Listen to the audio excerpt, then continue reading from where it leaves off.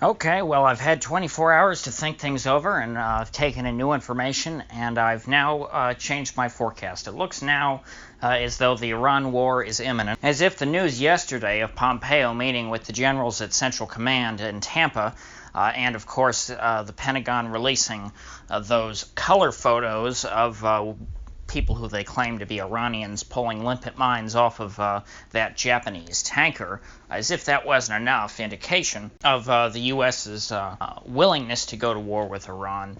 They also referred to the pictures that they put out as a smoking gun, essentially making an allusion to Iran firing the first shot. Late last night, early this morning, we got word that the U.S. will be moving more troops into the Middle East. Initially, that was a rumor. Then it was confirmed that the U.S. is sending another 1,000 troops to the Middle East to sort of quote-unquote counter Iran, whatever that means. Not that 1,000 troops is an invasion force by any means. However, there are plans to send up to 6,000 troops currently on the table, and that has not been decided yet. Those 6,000 troops are not on their way as we speak, but they very well may be here in the near future. Which still, however, is not an invasion force. The invasion of Iraq, for example, had 300,000 troops on the U.S. side.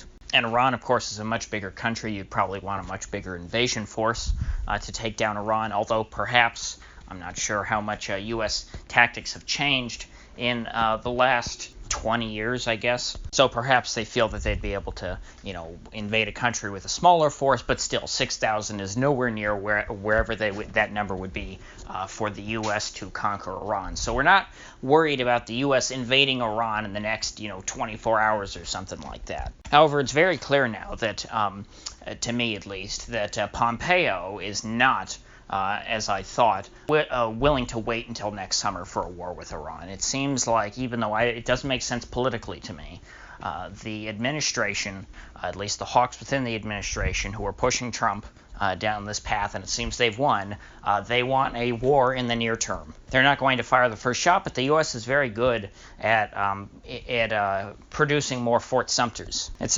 really an American tradition in war to get the enemy of whoever it is that the U.S. wants to fight to fire the first shot. And of course, there was a clip of a man at one of the D.C. think tanks, which of course are focused on foreign policy, and namely how to get rid of Iran, who a few years ago made this big speech about saying how we need another Remember the Maine event in order to get into war with Iran. And if you folks have never heard of the USS Maine, the USS Maine was a Navy ship which was blown up in the port of Havana in Cuba, and it was blamed on the Spanish Empire, and that's what started the Spanish-American War. And then later, a thorough investigation found that Spain had nothing to do with the explosion which sunk the USS Maine, and that it was all pretty much hyped up by the military and the media because both of them benefited from a war. The military wanted glory,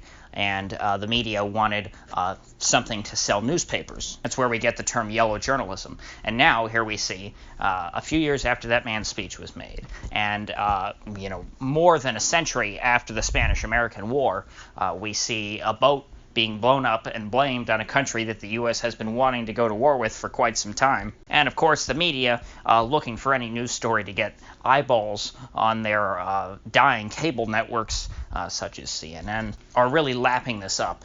If it bleeds, it leads, and the media has not had nearly enough blood to come up with enough leads. Although I hope that the hundreds of thousands, if not millions, who will die in this coming war will be enough to satisfy the bloodlust of the media, though somehow I doubt it. Now, an interesting feature of modern American foreign policy is that it's become generally accepted that the U.S. can bomb whatever country they want without, giving that country any kind of a heads up or expecting any sort of retaliation. So therefore, if the U.S. bombs, say, Serbia, the U.S. is not aggressing against Serbia.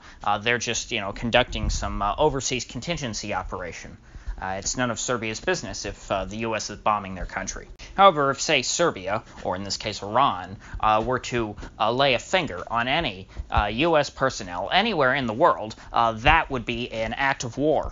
And so we're hearing now rumors that the U.S. is going to, in early July, conduct a strike on the Iranian nuclear facilities that is going to be enriching those uranium to levels beyond what was agreed to in the Iran nuclear deal negotiated by the Obama administration.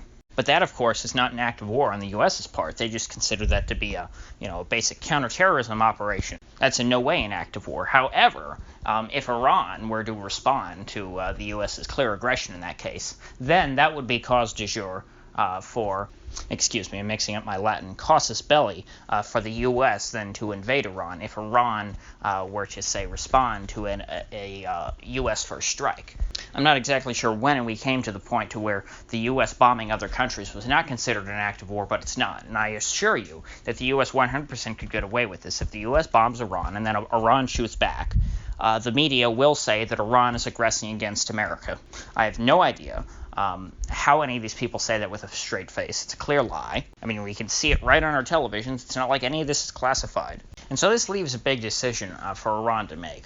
Iran knows, or they should know at this point, that if the U.S. Bombs their country, that will not be considered an act of aggression. However, if Iran shoots back, they will be considered aggressors, and the U.S. will destroy their country entirely. They will level them, turn them into a sheet of glass, would use whatever analogy you would like. And so Iran then, logically, should not want to shoot back no matter what the U.S. does to them, and short of a full-scale invasion, it would not be in their interest to respond militarily in any way to the U.S.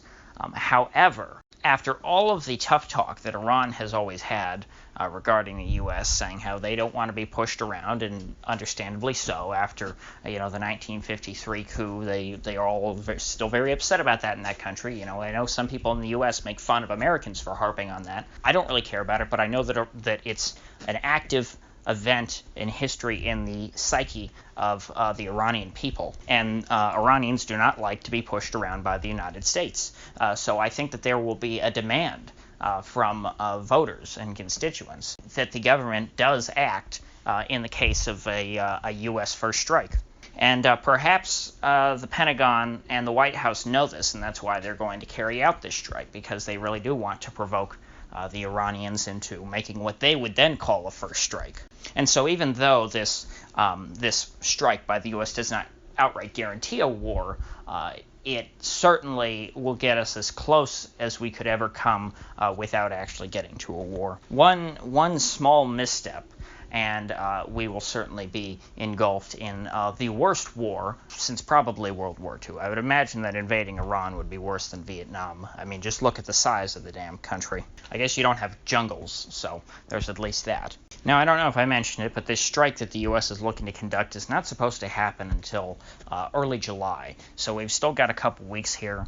And that's really going to be the calm before the storm, as I see it. Because once the ball is in Iran's court, things will move very quickly. We should know by then what the next, if there's going to be another level of escalation. There has been an escalation, or there's going to be an escalation now that we're almost certain of. Now, interestingly enough, I didn't point out, I know, that this report about the U.S. plotting a strike on the Iran nuclear facility, which again is a logical first step from the American perspective, that is not being reported by the mainstream U.S. news. And that means that your normal Pentagon leak channels, essentially your propaganda networks, are not disseminating this information. This is not coming directly from the CIA into, the Washington Post, for example. It's not going to CNN's Barbara Starr. This information is coming out in RT and One America News, and supposedly coming from people within the United Nations. Now, of course, some of you, Americans might just say, oh, OAN, One America News and RT, they're fake news. And, hey, you can go ahead and write it off if you'd like, but most news organizations, other than your trash, clickbait, internet blogs, do actually have real sources. They don't just make stuff up. However, different organizations have different sources, so it's very interesting the kind of sources that OAN and RT have are telling them this.